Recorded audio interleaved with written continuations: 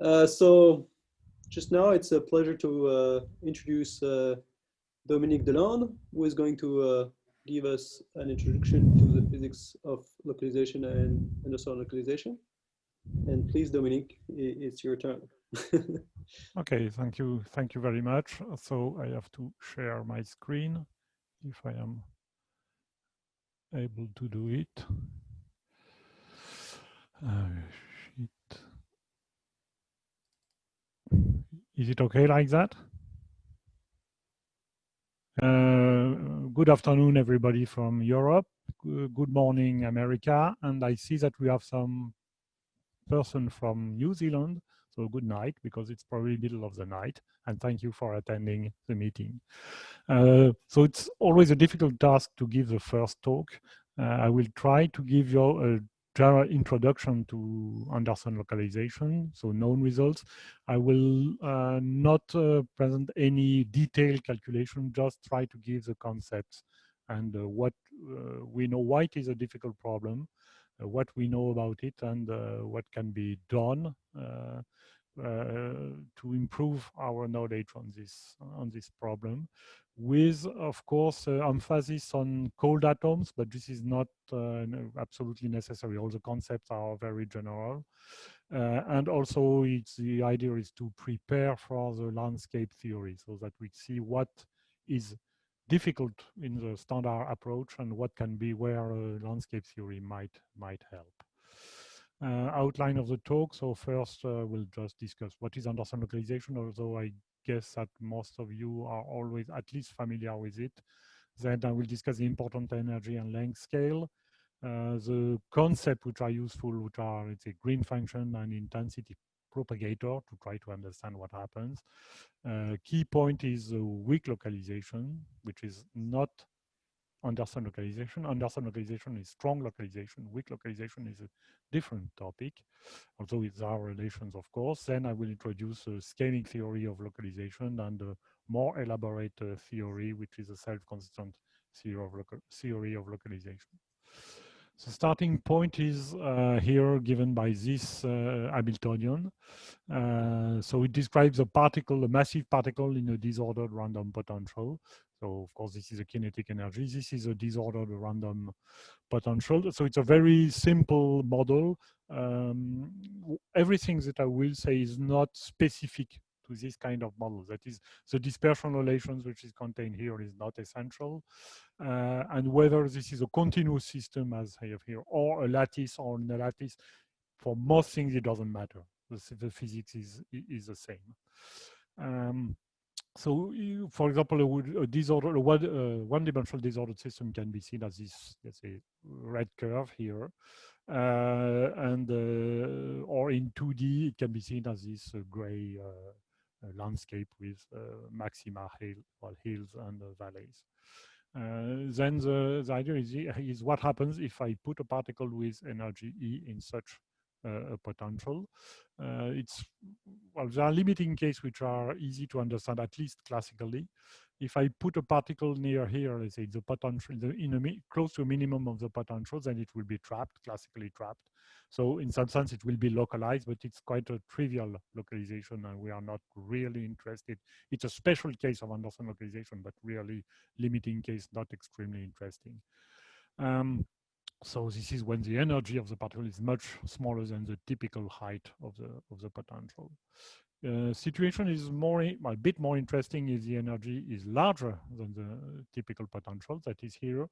In 1D, the particle will fly above the fluctuation of the potential. So it will be a ballistic motion, because classically nothing will be able to scatter back the particle. So it will go, let's say, from left to right forever. So this is ballistic motion. In 2D, it's slightly more complicated because of the gradient of the potential, that is the force. It will deflect the particle, which will, in the long time limit, have a motion which is something like a random walk, that is a diffusive motion in dimension 2 or higher. So that's a relatively clear picture. What happens now if we go to quantum dynamics? So here, just make some numerical experiment. Here is this thing in gray, level of gray, is, let's say, the disordered potential, where you see some grays. So this is a potential hill, and a valley is black. Just one realization of the random disorder. And I put a wave packet on it, which is here, this color thing, and I will let it evolve in time. So just solving the Schrodinger equation for a small disorder. Let's look what happens at short time. So at short time, what you see is first the particles are just falling into the valleys, from the hill to the valleys, which is quite normal. It converts potential energy to kinetic energy. And then the matter wave is scattered by the potential hills, resulting in a complicated pattern here, which of course is very much dependent on which realization of the disorder. So this is the simplest. So we see that we have a characteristic time, which is a scattering time for the particle to be scattered by the disorder. What happens if we go to a slightly longer time? Here I will plot also the same disorder, the same wave packet, but at the same time I will plot the extension of the wave packet, that is the expectation value of x squared and y squared, as a function of time, and see what happens.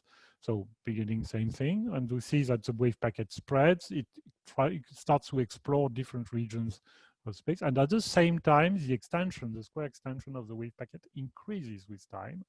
And as you see, it increases more or less linearly. Not exactly, of course, there are fluctuations, but it is essentially linear, which is a characteristic of a diffusive process, a diffusive motion, where the square extension increases like the product of time by some diffusion coefficient. If I use a slightly different disorder realization, then the picture will look different, of course, in the details, but more or less this kind of thing will remain the same modulo the fluctuations, a linear increase in time. That is a diffusive motion on average. Now I can go also to much longer time. So here I will plot things not for a single realization of disorder, but average over many disorder realizations. The initial wave packet is here against the extension. And we will see that for relatively strong disorder, there is a slightly different picture which emerges. At short time, as we have seen, this is basically linear in time. But if we wait longer, you see that it slows down. The wave packet is, well, visually almost frozen. The extension increases slowly with time. And if we go to a very long time, which I will not show here, it will eventually saturate to a finite value. And this is Anderson localization. That is, you start where the classical dynamics would be completely diffusive, which will be basically a straight line. Here, the wave packet will spread forever. Here, it's frozen at very long time. It's a slow process, but it's, and if you look at the shape of the wave packet, it takes not a Gaussian shape at the beginning, but something like an exponential shape. Also, it's a bit more complicated than exponential, but as a first in the hint, it is an exponential. So this is the phenomenon of Anderson localization. It is due to, well, it exists in quantum mechanics, not in classical mechanics. So it is something, what is the difference? This is basically interference. This is one body physics, so there are no entanglement on things like that. It's just, it is just interference.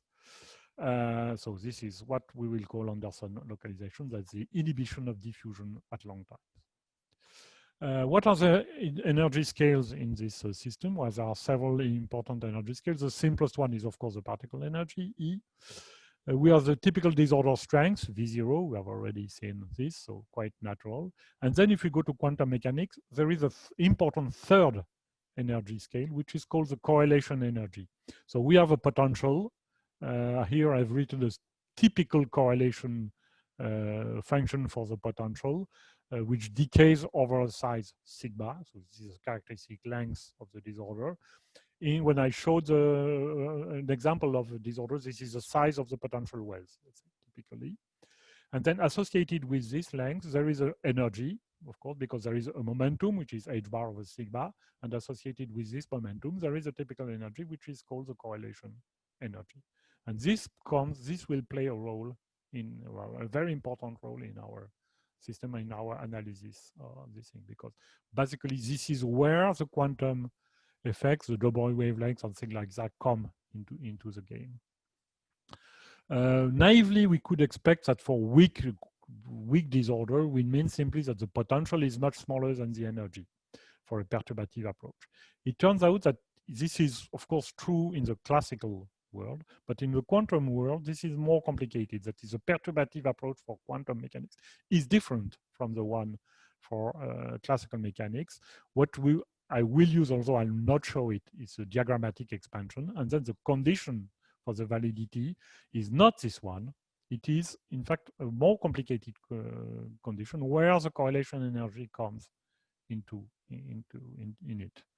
Okay, so it's okay.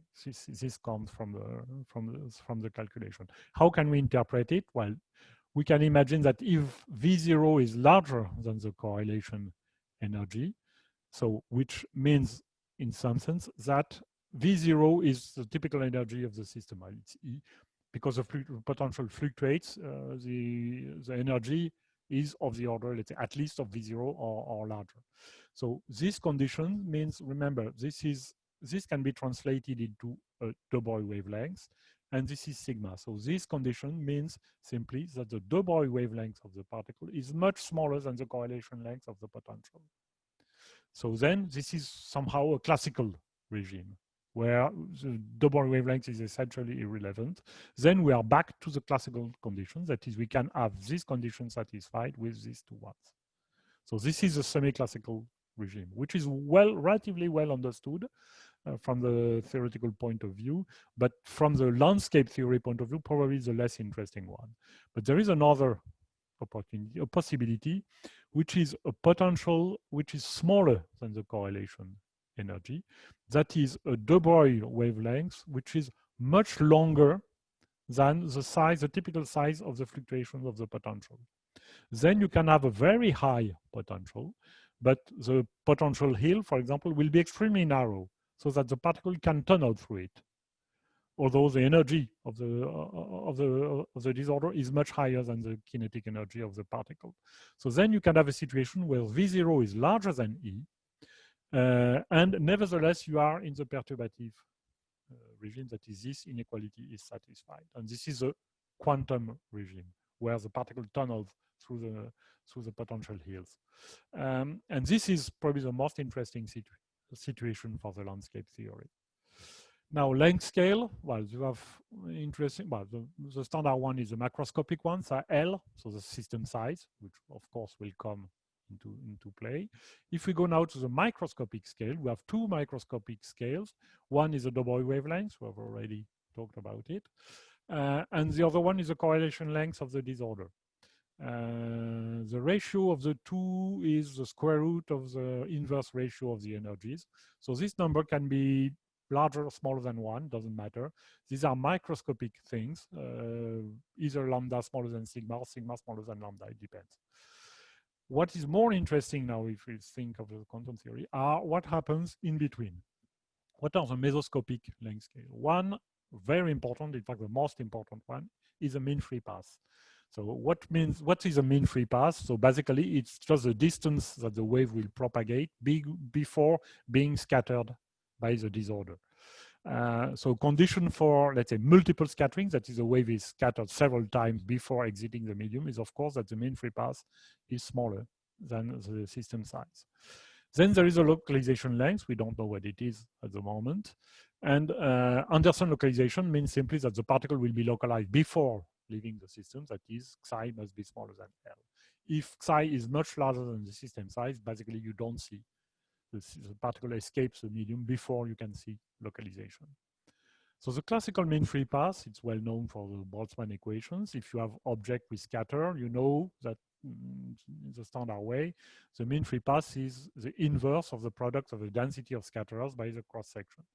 Here, in our case, of course, we have a continuous potential, so we don't have, well, the notion of density of scatterers is not very well defined, so we need something which is slightly different. And what we need here is what's called a green function. So this is a theoretical object. It's relatively simple, you will see. Basically, the central object for quantum mechanics is, for the time-independent Hamiltonian, is just the propagator. So the propagator simply describes you. It's a linear unitary operator. When you apply on a state at time t equals 0, then it gives you the state at time t. It is in time-independent system. It's just the exponential minus I h t. I take h bar equal 1. I will occasionally put back some h bar when it's needed, but most of the time it's lighter if you put h bar equal 1. Okay, this object is simple, but if the Hamiltonian is time independent, then it's easier to go from time to frequency. That is, perform a Fourier transform and introduce what's called the retarded Green function, which is in fact, as you see, just the Fourier transform of the propagator, of half Fourier transform, because it goes from 0 to infinity. That is, it's a Laplace transform if you prefer. Then it depends on the energy. So this is an operator called the Green function, the retarded one. If you put the integral here from minus infinity to 0, it's the advanced Green function, but it doesn't matter. It's just adjoint. So basically, they are the same objects, slightly seen. You have to put some complex conjugate and some, let's say, conjugate, some, let's say, transpose to, but it's essentially the same object. So of course, if we know u of t is this form, we can, it's almost trivial to perform the Fourier transform. And what you get is just this expression. So 1 over e minus h plus I0. So what does it mean here? This plus I0 means simply that if you want this integral to be convergent at long time, you need to put some small imaginary part in the energy so that this thing decays at long time. And this is what is meant here. Plus I0 simply means that you have put here a small positive number eta, and at the end of the calculation, you make eta goes to 0. Similar form, if you prefer, is just now the Green function written in position representation. It satisfies this differential equation. So basically here you see that it describes the process where you start from position r prime and you propagate at energy E up to r. And this gives you the amplitude of this process. If you have no disorder, then h is simply p squared over 2m. And then you can calculate analytically the free, what's called the free Green function. So the 0 here means no disorder. And for example, in 1D is simply exponential ikr. Ik is a wave vector related to the energy by this. So it's a k vector corresponding to energy E. If you go to 3D, it's slightly more complicated. You have just exponential ikr over r, but it's in the 2D, it's slightly more complicated. But basically, it is this thing. So it's something which oscillates with a wave vector k related to energy. That is, it oscillates over a length which is a double wavelength. Now, in the presence of the disorder, of course, you can put the Green function here. So it depends on the Hamiltonian. So it depends on the realization of the disorder. So it will be different for every system.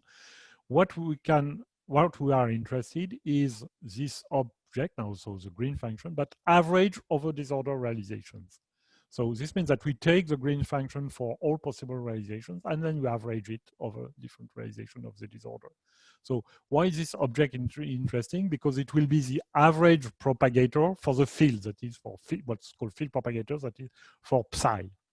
And then it turns out that this calculation is relatively easy. And what you obtain is that the average Green function in the presence of the disorder is nothing but the free Green function, here also exponential ikr, and then just multiplied by something which is exponentially decreasing, exponential minus r over 2l. And L is a scattering mean free path here in that case. Now, what we see is that we have in this Green function two things. One oscillatory part, which oscillates with k, and one exponentially decreasing part with the mean free path. Of course, if we are in the condition where KL is much larger than unity, this means that this thing oscillates many times before decaying. So it decays on a much longer time scale. And this is a regime where KL is much larger than 1. So KL is a product of the mean free path L by the wave vector K. Then this is a condition of weak disorder when we can apply all the theoretical tools that we have. This is extremely important. The take-home, one of the most important take-home message is this condition. The crucial parameter is this product KL. It's not directly related to the height of the potential, the scattering length or whatever. It boils down to this single parameter. If we are in this situation, then we can use a perturbative approach and everything will be doable. When KL will be of the order of unity, then it will be more complicated. What is the physical interpretation of this thing? It thinks that this thing oscillates a lot before decaying, so which means that basically the average green function, you can see it as just a series of scattering events represented here by the red dots, separated by free propagation. So probability of going from R, well, amplitude, sorry, for going from R prime to R is just the sum of this thing plus this single scattering plus this double scattering plus this triple scattering, etc., etc. And you can sum all these contributions and it gives you this kind of thing. In the weak disorder limit, that is when KL is much larger than 1, the mean free path can be computed. So there are formulas which are directly related to the properties of the density of states or dispersion relation and the statistical properties of the disorder. For example, in what's called the Born approximation, basically, let's say the physical picture is the Fermi golden rule. That is, you start with a vector K, and then you can be scattered from this by the disorder to another wave vector. And you can compute this probability of being scattered using the Fermi golden rule. And it will give you a lifetime that you can translate in a length, which is exactly the mean free path. So you can compute it in this limit KL, much larger than 1. I don't give you the formula because it doesn't matter too much, but it's doable. Now, usually in physics, we are not always interested in the propagation of a field, but more on the propagation of the intensity, because what you measure in an experiment is usually not psi, but psi square. So what's the object, which is the equivalent of the field propagator of the green function, is called the intensity propagator. And then what is it? Is just the propagator for this intensity, psi of r of t squared. So basically, it's a probability, now not the amplitude, the probability of starting from R1 and ending in R2. So it's this quantity, this evolution operator, modulus square, which you can, of course, write down as this product of U and U dagger. Each of these objects now is just a single propagator. So it is exactly what we have discussed previously without averaging. And then, so here you can see, you can go from R1 to R2 following. So this is a part, let's say, which propagates psi. This one will be the part which propagates its complex conjugate psi star. So you can go from R1 to R2, being scattered once, twice, 3, and then you end in R2. And the same thing, you have to expand this thing in all possible multiple scattering paths. So you go here, here, and here. And you have to sum all these pairs of paths to have the total propagator for the intensity. So it's important to have in mind this visual aspect. That is, the solid line arrow will represent psi, and the dotted line, the dashed line, sorry, will represent psi star. And we have to mix all possible things to get the intensity propagator. Of course, this is a complicated quantity. We are interested usually not on a single realization of the disorder, because remember, I've showed you the movie. When you have a single realization of the disorder, you see that this object must be fully complicated, because you start from a Gaussian wave packet and you get some very complicated with pattern thing. So what we are interested, if you want to look at the transport at long time and large distance, is simply the average propagator. So this quantity average, so this bar means averaging over realizations of the disorder. If we work with, so this is, here we have not specified the energy. What we did for the green function, we worked at a given energy. Here it's slightly more complicated. You have to work with a wave packet with as average energy E. And then, so basically it boils down to here, not using all possible energy, but just close to a single energy. Define this object, and again, go to Fourier space. That is, instead of t, we go to omega. And then you can put here, you have u of t, you know that you have the green function. Well, this is a Fourier transform of the green function. Here you have another green function. This one is a retarded green function. This one is an advanced green function. So it's no surprise that when you average this thing, you get back, you have as a final result that the average propagator is just the average of the product of two green functions, a retarded one and an advanced one. Of course, this average is not the product of the average. It's completely different. The product of the average, each average here decays with a characteristic length, which is the mean free path. So the product will also decay. And here, the average of the product doesn't decay with the mean free path. And here there is a normalization constant, which is the density of state. So all what we have to do is to estimate what is this average. But before doing it, so this is a complicated object which depends on two positions, on a frequency here. If you have a statistically homogeneous anisotropic disorder, which is the simplest hypothesis, then of course it depends only on the relative distance between the 2 points. There is a very important property here, which is the fact that we are here in this evolution operator is unitary, which means that the total intensity, the integral of psi square dr, is preserved over time. This means that in fact, this operator is unitary, the consequence of unitarity of the evolution. This means that the total integral over positions of R2, of PR1, R2 at any time positive is equal to 1. And this is, there is no, well, you cannot negotiate this. This is just the fact that the dynamics is unitary, or conservation of the norm. If you make a Fourier transform of this over time, then you get the Fourier transform this is for time, positive time. So when you go to, it's a theta function, Heaviside function. So you make a Fourier transform to omega, what you get is a 1 over minus I omega. So you have this equality and you cannot do anything about it. So this is a very important property. Now we have here positions. We have made a Fourier transform from time to frequency. You can make a second Fourier transform, that is from position to momentum. And to get an object here, which is P, which will depend on a momentum Q and on omega.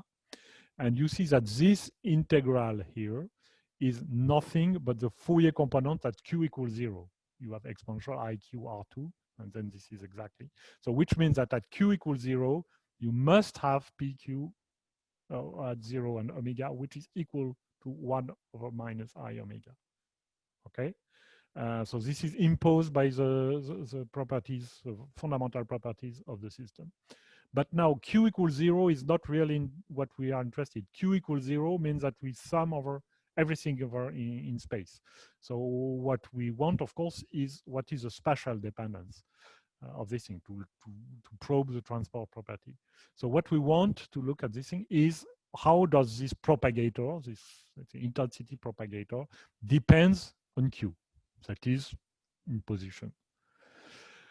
Where really interesting is the long time and the long distance, where we expect, I think classically, and we have seen also in the video, some kind of diffusive behavior at long time. And then if you wait longer, we will have Anderson localization. So long time means small omega, long distance means small q. And then if you, as you add 1 over minus I omega for q equals 0, the simplest thing to add is an expansion in powers of q. You cannot have any linear term because it will be non-analytic. Because of isotropy, the simplest thing is to have a dq square here. So this is the simplest approximation. In fact, you can prove that this is a very reasonable, a very general property of the system. But then, of course, this under this form, it's not very illuminating because I've made a double Fourier transform from time to omega and from space to q. So it's good to go back now in real space and see what are the consequences of this thing.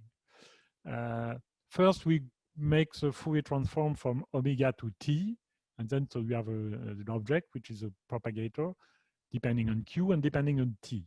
And then it's a trivial Fourier transform. It's simply exponential minus dq squared t. And then from this object, you can go back in real space, that is having the object of interest, which is the probability of traveling the distance r in times t for the intensity. And then this is a Fourier transform of a Gaussian, so it's again a Gaussian. And you see that this is an exact formula. And you see that here it describes a Gaussian with which increases like the product of square root of dt. So this is exactly a diffusion process. So d, this coefficient which appeared here in a expansion, is in fact the diffusion coefficient of the system. That is, starting from very general hypothesis on the system, we have reached the conclusion that the dynamics must be diffusive. Which in some sense contradict Anderson localization, but we will come to this in a moment. Now, in the weak scattering regime, again, KL much larger than unity, we can compute this diffusion coefficient. It's called the Boltzmann, so dB, or the classical diffusion coefficient. And it's exactly like a standard diffusion coefficient in classical mechanics. It's a product of a velocity times length divided by the dimension of the system. Here, the velocity is simply h bar k over m for quantum massive particle. And this length is called the transport mean free path. It's slightly different from the scattering mean free path L that we have introduced earlier. And so the physical interpretation also is slightly different. The scattering mean free path is a length that you propagate before being scattered, but it's independent of at which angle you are scattered. If you have where the transport mean free path takes into account at which angle you are scattered, and it's basically the distance you can propagate before the direction of the velocity is randomized, or before the particle makes a U-turn. So this transport mean free path, if the scattering is mainly at small angle, can be much longer than the mean free path itself. But also in the weak scattering approximation, we can calculate the analytic formulas for this transport mean free path. There is a simple situation when the product k sigma, sigma is a correlation length of the potential and k is a wave vector. That is, if the scatterers or the correlation length of the disorder is much smaller than the de Broglie wavelength, that is basically the scatterers appear as delta delta function in real space. So then the scattering is isotropic, and then the transport mean free path is equal to the scattering mean free path. And this is a situation I will discuss in the following. You can also extend the discussion to the non-isotropic case, but essentially it is the same. So I will use L for both the scattering mean free path and the transport mean free path. Now, what is the physical picture beyond this diffusion process? Well, for this, we have to go back a little on this intensity propagator. I have written here the propagator as a sum over all possible paths here. Let's think, what happens along such a path? The length of this leg here is typically of the order of the mean free path, because I am scattered basically every mean free path. So which means that the phase accumulated here along this thing is typically KL, or the ratio of mean free path to the Broglie wavelength. And KL is much larger than unity, which means that the phase here accumulated on each leg is very large. So if I take just two paths like that, there is a huge phase accumulated along psi, a huge phase accumulated on psi square. So basically, the phase difference will be a random number, something much larger than 2 pi, so that on average, when I will average over all possible scattering events, the phase coherence will be lost. So all these events will give a zero contribution, that is, vanish to a zero. There is, of course, an exception, is when psi and psi star are scattered exactly by the same scatterers. That is, if psi square also follows exactly the same path, then, of course, the phase accumulated along by psi will be exactly cancelled by the phase accumulated by psi star. And then I will have something which is robust when I average over this order. And this is the essence of this approximation, of this diffusion approximation. The physical picture is that the probability of going to R1 from R1 to R2 is just the sum of both psi and psi star go directly from R1 to R2, plus the process where there's single scattering, double scattering, triple scattering, and so on. And this is what gives you a diffusive process. So of course it's an approximation because I have neglected plenty of multiple scattering paths, but in the limit where KL is much larger than 1, this is at least the prediction of the theory. This we can test, see how it works. Again, using a movie. So it's a similar movie to previously, but slightly different because now we will look at the detailed shape of the wave packet. Here. So I start from a wave packet, quantum mechanics. I record again the extension of the wave packet. As a function of time, of course, the wave packet spreads, so it slightly broadens, the maximum decreases. At the same time, we see that the extension increases. After some times, it increases basically linearly in time, keeping more or less a Gaussian shape as expected. Okay, so this is typically a diffusive process. So product KL here is very large, of the order of, I don't remember, but something like 10 or 20.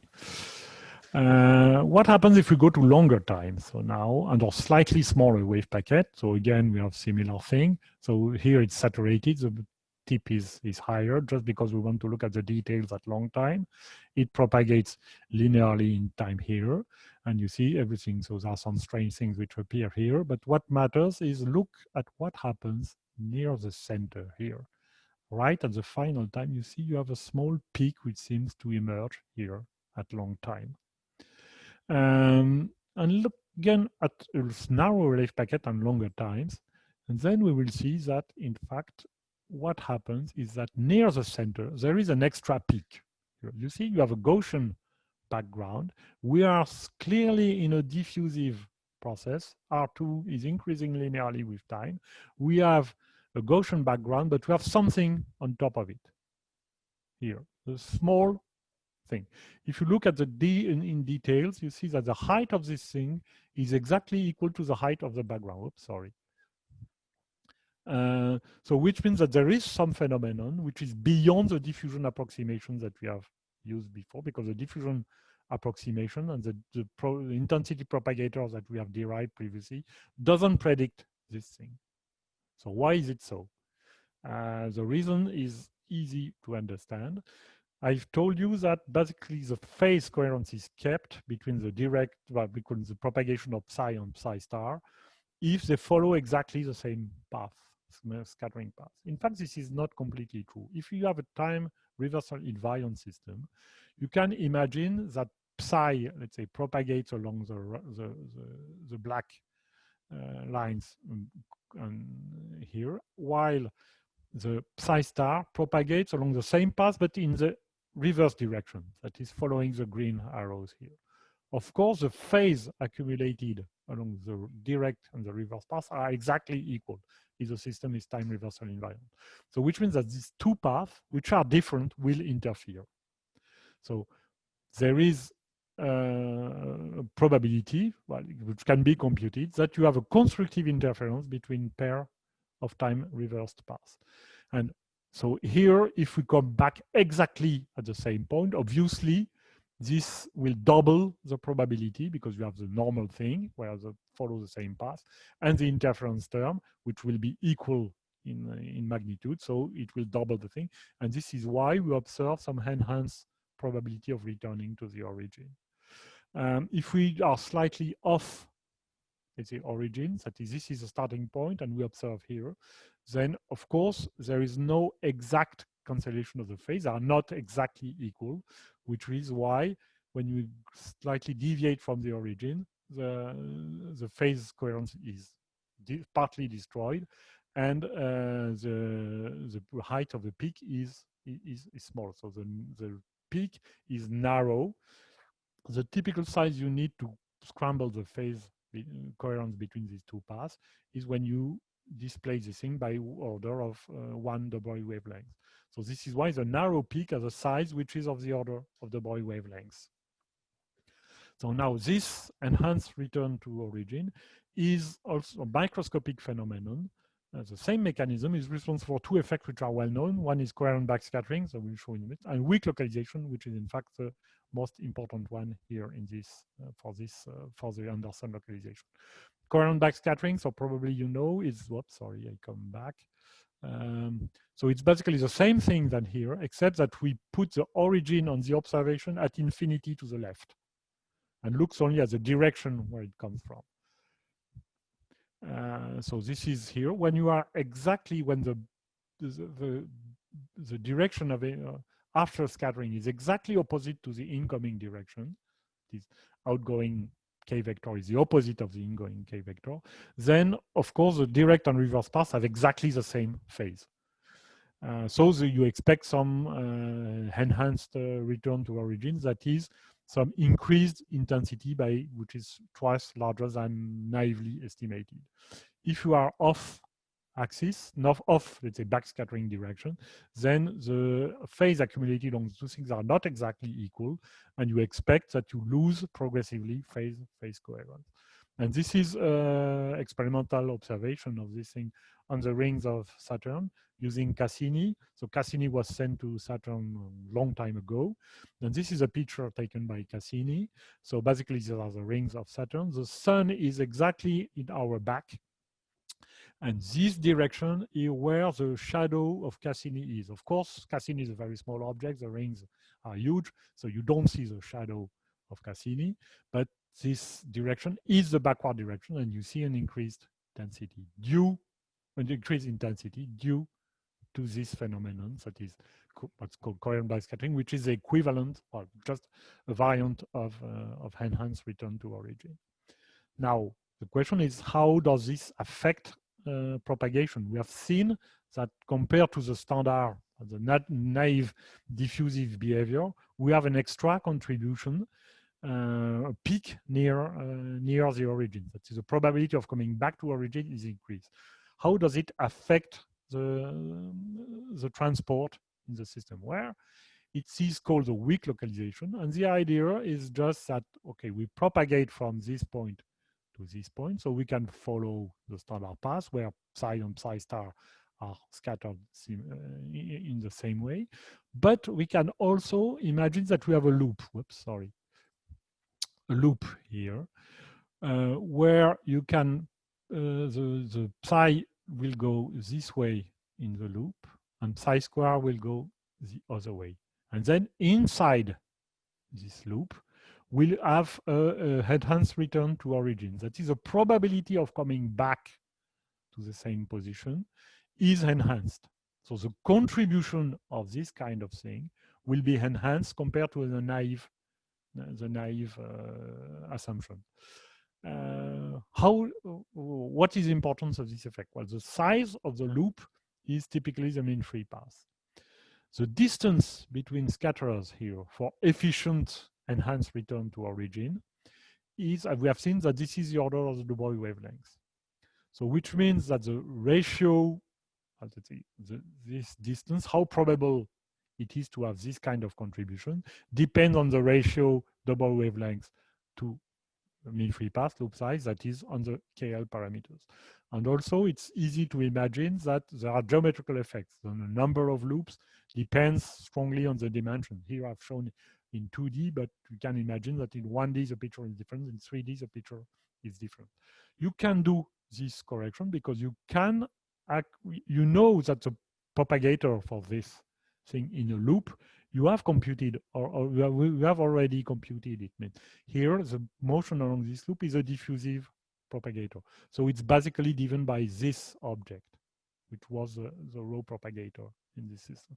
If you want to take into account the contribution, the additional contribution of this loop, what you have is to add, so this is a result of the calculation, it doesn't matter really how it is. It is basically the diffusive propagator integrated over all possible q. Why do we integrate over possible q? Because remember, you have to end at the same position. So it's a delta in R. So basically, it's an integral over q. And this is a correction which comes.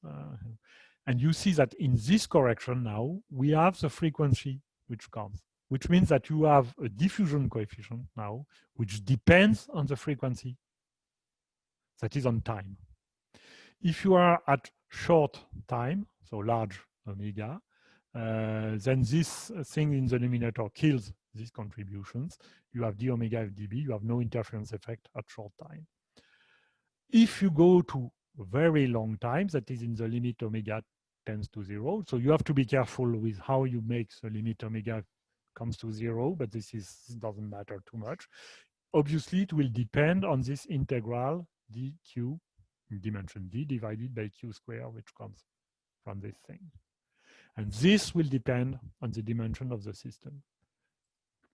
We can look at this weak localization corrections depends on this integral, which has divergence at large q for dimension larger than 2, divergence at small q for d smaller than 2. So in d equal 2, it has both the UV and the infrared divergence.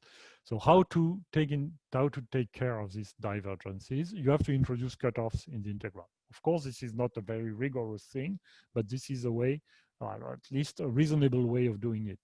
The details of the cutoff, how it depends on the cutoff. These are factors which are not very well, numerical factors which are not cannot be calculated in this approximation.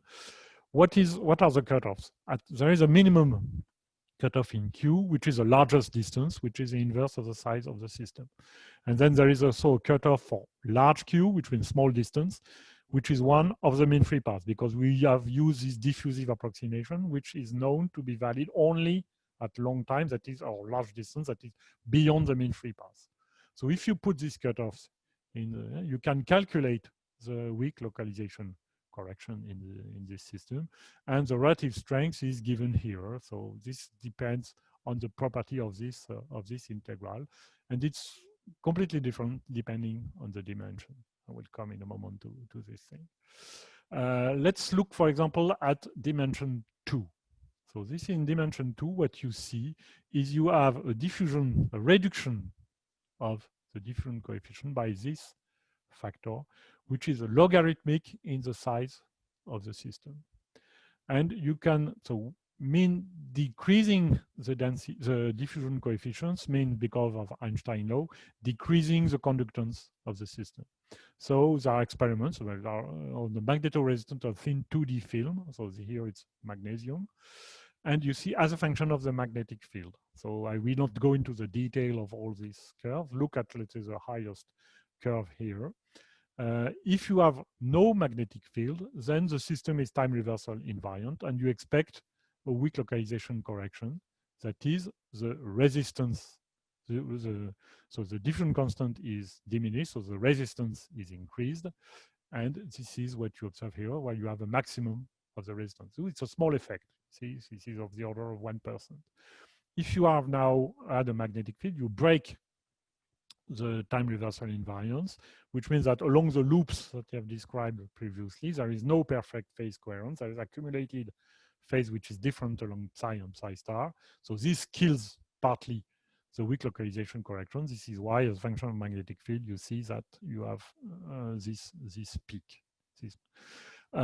This formula now, of course, what comes here, you could expect that the system size comes here. In fact, this is assuming perfect phase coherence, no stray effect in the system, which is not true in this system. There is a phase coherence length associated with, let's say, other processes in the system, which depend on the temperature, and this is why these curves depend on the temperature. All these things can be quantitatively interpreted with this kind of theory. What is more important now is to look at what is the effect of this thing. That is, we know this correction, which is a perturbation. How does it scale when you modify the system property? So let's be adventurous and take extrapolation of this thing. Assume that it's valid everywhere and see when D will vanish. So D vanish will mean no diffusive process, that is localization. And this is what we are interested in, some kind of Anderson localization. In dimension 1, you see that the correction is, the relative correction is a ratio minus the ratio of the system size to L. So which means that D will vanish as soon as L is of the system size is of the order of the mean free path. So which means that this is something which is a result which is exactly known in 1D because all calculations can be done. In fact, the localization length, that is the system size for which the diffusion coefficient vanishes, is of the order of the mean free path. In fact, it's 2 times the mean free path, but it's essentially the same thing. So this, let's say, weak localization, these adventurous extrapolations tells you and give you a correct result, that is, so we have Anderson localization with some localization length which is of the order of the mean free path. If you go to D equal 2, then you see that it's a logarithmic correction. So of course you have to go to much larger size of the system to have this thing equal to 1. And then you see that the mean free path is, the localization length, or is the product of the mean free path times an exponentially large factor. So if you put KL equal 100, which is a situation of a weak disorder, then this size can easily become larger than the size of the universe, which means that you will never observe in dimension 2. It's very hard, at least, to observe Anderson localization. If we go to dimension 3, we see that in this integral, there's a dependence in L, in big L disappears. That is, we have still a diffusive process, but which is reduced by this number. And this is what's called as weak localization correction. It decreases the diffusion coefficient, but it doesn't vanish unless KL is of the order of unity. So if KL is of the order of unity, the correction is the same order of magnitude of than the rho, than the standard Boltzmann contribution. So then we may expect Anderson localization. But the criterion is certainly that KL is of the order of unity. If KL is much larger than unity, no chance in 3D, you will never observe Anderson localization. You have to go to KL of the order of unity, known as the Joffe-Regel criterion. Now, how can we put this in a slightly more quantitative way? It's important to discuss something which is known as a dimensionless conductance. So this is, let's say, time scales. I've discussed time scales which are associated with a finite system, finite size system.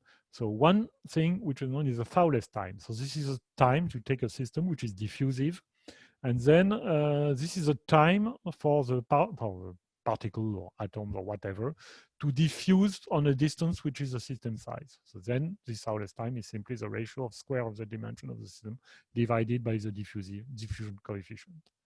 Another important, purely, well, this is totally classical, so no quantum mechanics here.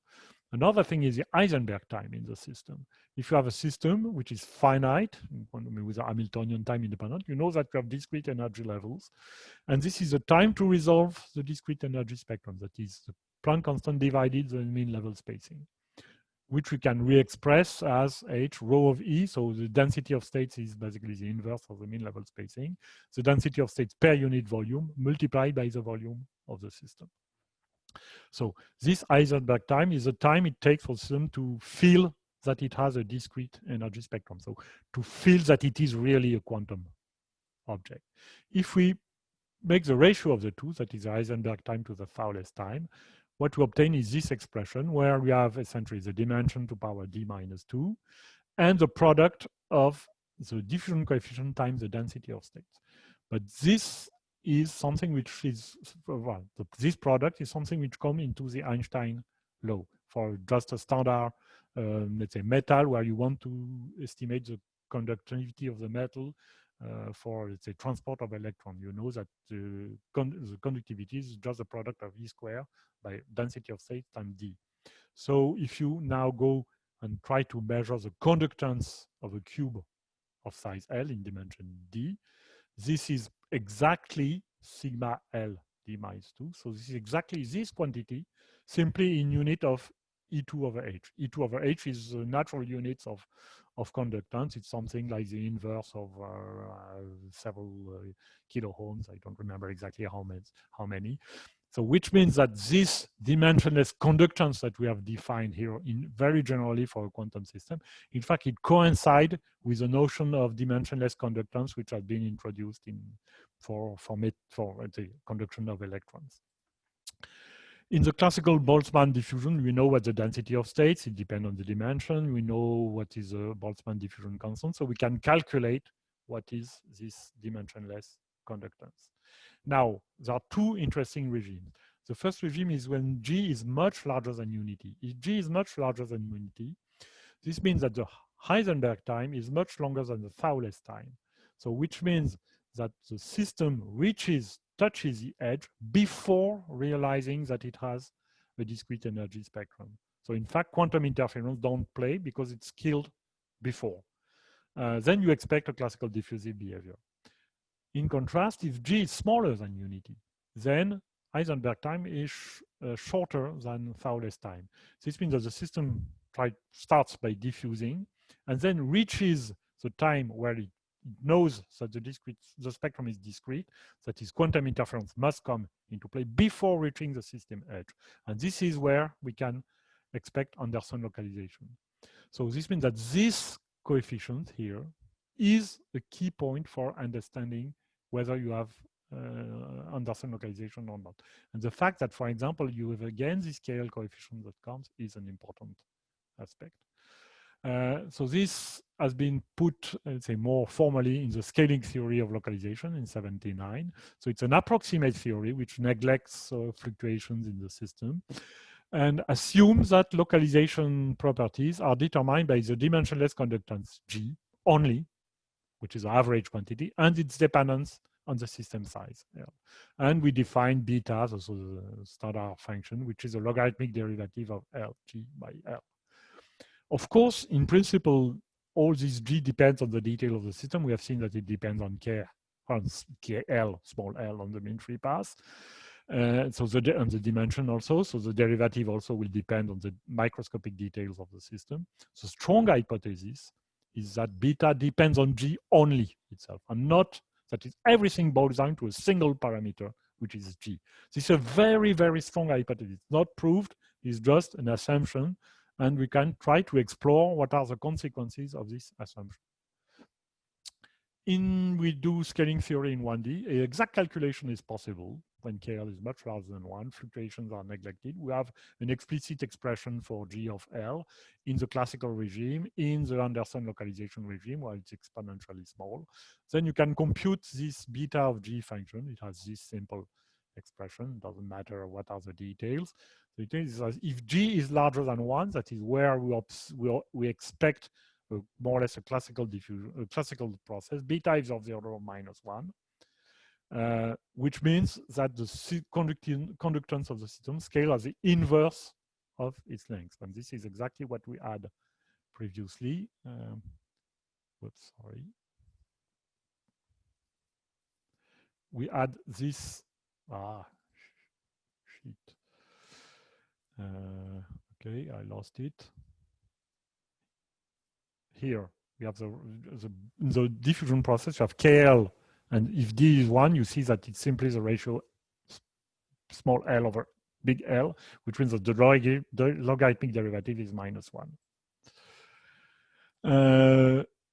So this is, and then if G is much smaller than 1, then you take this expression that is in where you expect Anderson localization, then beta is log of G, which means that you have this kind of curve. It's important to understand how this thing works. This means this is beta of G is just the logarithmic derivative of G with respect to L. So suppose we start from a small system, a microscopic system, and then for some reason we have a microscopic model which allows us to compute exactly G. So we know G is something. So then we can, from this thing, from this formula, know what beta of G is. And beta of G is negative, which means that now if I take the system and increase its size, because beta of G is negative, G itself will decrease. That is, log of G will decrease. That is, I will propagate along this arrow to the negative, let's say, to the left side. And then if I increase more and more the system size, I go here and I follow this curve here and end up in the localized regime, whatever I do in in a 1D system. If you have in a 2D system, then the situation is slightly more complicated. We can write down again this thing, write the density of states, which is essentially energy independent in 2D, the Boltzmann coefficient, and so on. And then we end with a situation where G is KL over 2, that it doesn't depend on the system size, so beta is 0. If we take, which is a bit frustrating because we don't know what to do, if we take into account the weak localization corrections that we have computed previously, it depends on the logarithm of L. So you can compute exactly, again, make the logarithmic derivative. It's a trivial calculation. You find that beta of G is slightly negative, like 1 over G.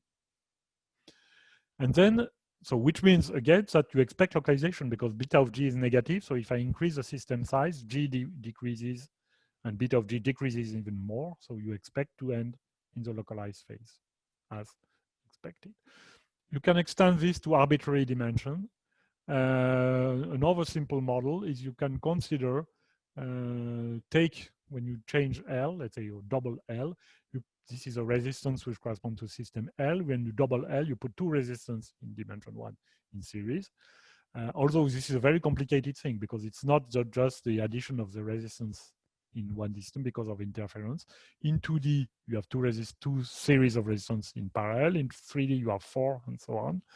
And then if you do this, you have just an exact expression for beta of G, which is given here. Which has the property that it has some expression here for large G, which is known to be wrong. That is, a prefactor is known to be wrong. It should not be 1 over 2, it should be 1 over pi. It doesn't matter. It's not so bad. And then we have a scaling function in dimension D, which we can write down, which has this shape. So in fact, it's just shifted up. D equal 1, D equal 2, D equal 3. So D equal 2 or 1, then we start here and we end up on the left side, that is on the localized. D equal 3 is different. If we start, let's say, start at a small length scale here, we calculate G, we know if it's below this thing, then when we increase the system size, beta is negative, it will go this way. So we will end up at a macroscopic size with an insulator that is something which is Anderson localized. On the other hand, if we start here, when we increase the system size, beta is positive, so G will increase, we will go to the right, and then more to the right,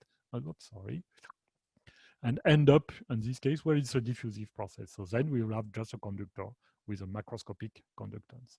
So everything depends on what we do at the macroscopic scale, and then how it scales to go to the left or to the right. So in 3D, this explains what we have. That is, in weak disorder, you have diffusive and metallic behavior. For strong disorder, you may have a localization if you start on the left side in this scaling function. And this is a metal insulator transition at what's called mobility edge, which is controlled by the KL parameter. And the critical point, that is where beta exactly vanishes, is KL of the order of 1. It's a non-universal criterion. It also shows that we have here, when you are close to this point, when you change the system size, you evolve very slowly because beta is 0 means it doesn't depend on the system size. Either it goes very slowly to the right or to the left, which means that this is in fact a transition, but which is a very smooth transition. It's a continuous phase transition, a second order phase transition, with a localization length which diverges algebraically at the mobility edge, and on the metallic side, the different constants which increase also algebraically with a critical exponent, which is known to be of the order of 1.57. I will just go extremely rapidly to, I will just say a few words about the self-consistent theory of localization, which is just an educated guess to extend what we have seen on weak localization. This is the correction of the weak localization that we have studied, I've shown before. The fact that there is a diffusion constant which depends on omega, that is on time. Now, but this is the loop correction. Now, what can we do self-consistently? Assume that this is a contribution of the loop, but in the loop, we have put the raw diffusion coefficient. But inside the loop, we may again have closed loops. That is, inside the loop, in fact, we don't propagate with dB, we propagate with d of omega. So which means that we take loops and loops within loops and loops within loops within loops and so on, self-consistently. And then you have some kind of self-consistent equation like that. This can be solved. It's a complicated solution. I will not go into the details. And the predictions are in 1D, for example, it predicts exactly that the localization length is twice the mean free path, so which is an excellent result. If we go to 2D, it predicts the localization length, like exponential pi KL over 2, which is good, except that the pi over 2 factor is not completely clear. It depends, in fact, where we put the cutoff, so it's not a perfect result, but it's pretty good. If we go to 3D, it predicts a localized delocalized transition for d equal 3 around KL equal 1, but the exact value of KL at the critical point at the mobility edge depends on the cutoffs. So we don't know what it is basically, which is a pity. The critical exponent that we can compute is nu equal 1 instead of the true value 1.57, so which is not good. This is a drawback, of course, of the self-consistent because fluctuation, well, basically the fluctuations, the idea is that this one parameter scaling law neglects all fluctuations, and fluctuations are known to be extremely important close to a second order phase transition. So I will just skip these things. And to summarize, so except in dimension 1, where everything can be calculated, Anderson localization is a difficult problem because it takes place for KL of the order of 1, so product of the wave vector by the mean free path. And this is precisely where the theory fails. The theory works well for KL much larger than unity. So this is why you have only approximate extension, let's say, in the direction KL goes to. All quantities involving a single average green function, like the density of state, the spectral function, what's called the self-energy, are not singular at the mobility edge. So don't expect by measuring density of state to see something at the mobility edge. There is nothing singular at the mobility edge. What is singular are the transport property. So not a single green function, but two green functions, or a product of a retarded and advanced one. The scaling theory of localization correctly predicts the existence of the Anderson localization for d equal 1, 2, and 1 and 2, and the existence of a continuous phase transition for d equal 3, but it doesn't predict the position, that is a product KL critical, nor the critical exponent. It gives no information on the critical exponent. So self-constant theory is just a semi-quantitative extension of the scaling theory. It fails to predict the critical exponent also, even it predicts a wrong one. If we go now to the landscape theory perspective, what is the interest of landscape theory? We can study individualization of disorder, not average quantity as we have done here. This seems efficient in the deep quantum regime. That is when you have tunnel, like what I've called the quantum tunneling regime, where here this is not the easiest one for our calculations here, especially, for example, if you make any loop contribution or thing like that. There is a hope that the landscape theory will do better. And the final hope is, of course, that the landscape theory could predict more accurately the mobility rates and maybe, why not, the value of the critical exponents. Okay, thank you for your attention. Questions, you can raise your hand.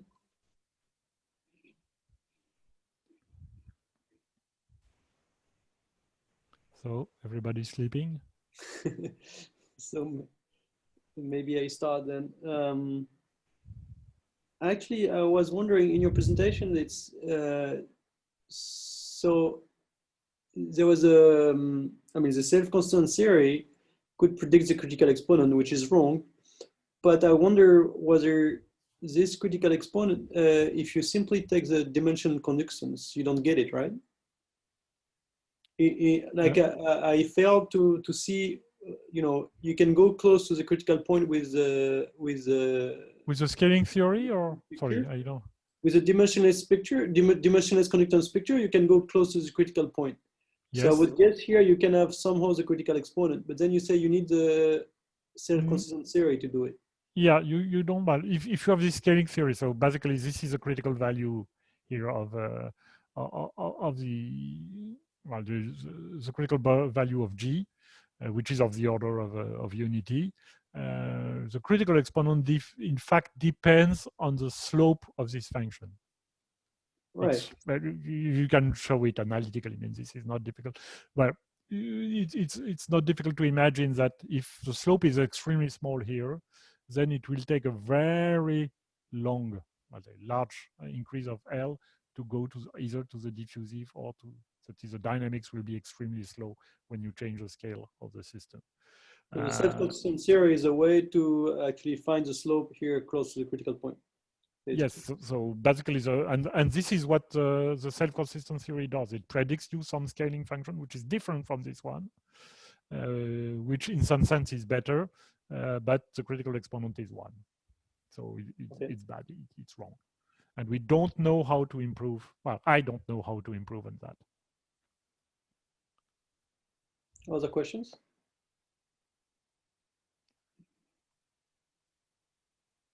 Come on, ask. I guess I can participate too. The phase transition you speak of here is purely through the changing the dimension of the system, the L, the size of the system, or is it the... Yeah, so here I have, no, it's slightly more complicated. Here, when you are here, you modify the size of the system, okay? Yeah. So you start from a microscopic system. If you start from a point which is somewhere here, you will end up when you increase the size on this side, that is an insulator. Beta is log of G, so G is exponentially small. If you start here, you will end up. So what you do, what matters is the microscopic details to know what is G at a microscopic level. So whether you are on the left or on the right of this point. Okay, and this depends on the disorder strength, on the energy, or on things like that. So here, the slope, let's say this renormalization flow, to put it in with fancy words, is for fixed parameters of the system, only scaling its size. And then everything depends on where you are at a small scale. So the scaling, well, this scaling theory makes a connection between the microscopic behavior and the macroscopic one. And that's it. Then the microscopic, it tells you that, again, it's scale of the order of 1, or G here, the dimensionless conductance of the order of 1, but you don't know exactly which number it is. Okay, thank you. Thank you. I guess if there's no other question, we can move on. I have a question. You have a question? Okay, go Marcel. Surprisingly, it's an experimental question. Yes. So the localization lengths in 2D, they are notoriously very large, and usually in numerical simulations, it's very difficult to achieve them. Mm-hmm. So you showed magnetic experiment in thin films where they are, since they are rich, the domain is larger than the localization length. Sorry. So is this the case? You know, so that. I don't think that there is any reliable experimental results which proves this 2D localization and the fact that the localization depends exponentially on the on the AL product for electrons in 2D films or things like that. There are experimental results using a system which is known as a kicked rotor, and this will be discussed by Jean-Claude Garot, I guess, during this workshop in 2D, and where they have shown that it's a different system, where it's an effective dimension, where you show that the dependence is really exponential. Thanks. That's all what I know on the experimental side, or maybe I'm wrong. I think there will be a presentation by Professor Hogerland on that. Yeah, I've seen that also as well in the title. So maybe a last short question, Arjun? Thank you, Thomas. I think my question may not make much sense, but so from what I've understood so far is that when we take this quadratic dependence in the Green's function, it somehow leads to standard diffusive behavior where sigma square goes with the first power of t. But I think sometimes experimental observations seem to suggest that a non-linear dependence on t of the RMS, so what they call subdiffusion or superdiffusion. Is there a quantum picture for this, or how this may arise from some sort of scattering theory? Okay, so what I understand is that this subdiffusive or superdiffusive behavior happens in nonlinear systems when you have a nonlinear wave equation. And of course here, what I have presented is just a purely Schrödinger equations or something which is totally linear. Of course, if you go to something like a Gross-Pitayevsky equation, for example, then you have this subdiffusion, but it's a complete, well, a relatively different process. It is how this nonlinear term kills Anderson localization and the trade-off between localization and killing of localization due to nonlinear terms. But I don't, well, there are of course models with linear models, that is Schrödinger equation, which have some kind of algebra, well, subdiffusive behavior, but they are rather pathological things. So we can always build system with a tailored disorder so that you have this kind of things, but it's okay. It's not a generic scenario. Okay, thank you, Dominique, for this all very nice introduction, I think, to the workshop.